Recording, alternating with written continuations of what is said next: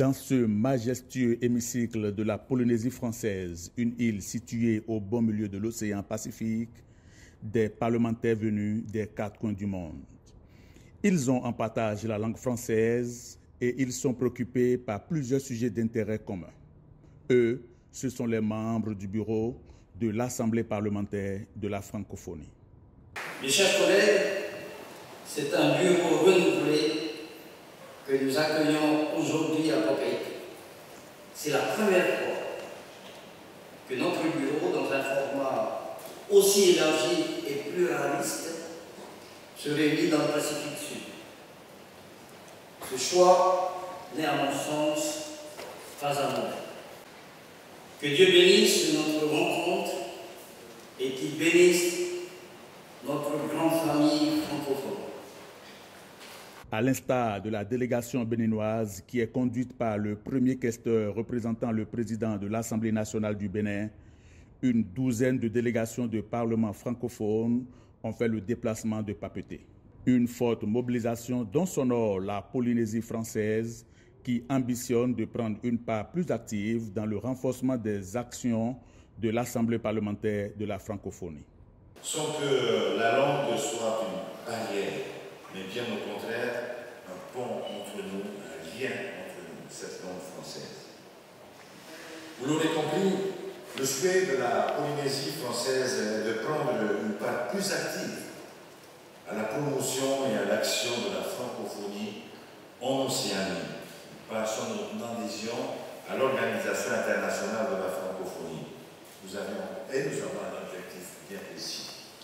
C'est ainsi que nous préparons activement notre dossier de candidature au statut de membre associé de l'OIF dans le cadre de la procédure d'adhésion adoptée par la 18e conférence des chefs d'État et de gouvernement des pays ayant le français en partage à Djerba, Tunisie, du 19 au 20 novembre 2022. En effet, la réunion de Papeete revêt un intérêt capital pour la vie de l'organisation que dirige Francis Drin.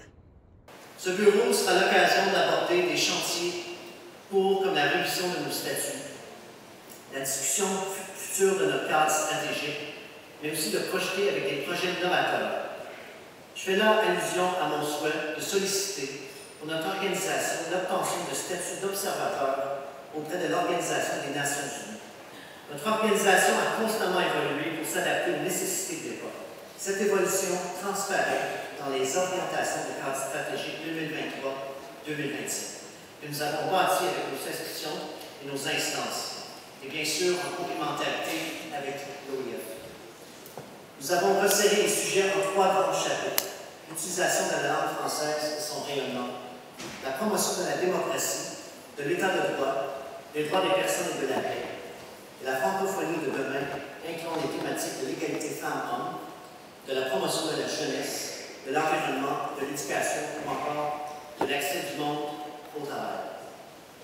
48 heures durant, les débats entre les membres du bureau de l'Assemblée parlementaire de la francophonie porteront entre autres sur l'adoption du compte-rendu de la réunion du bureau de Kigali le 5 juillet 2022, la composition du bureau, l'adoption du rapport d'activité du secrétaire général parlementaire et celui du trésorier sur le projet de budget 2023, le corpus législatif sur les changements climatiques, le programme de coopération 2023, la révision des statuts de l'APF et l'examen des situations politiques dans plusieurs pays membres.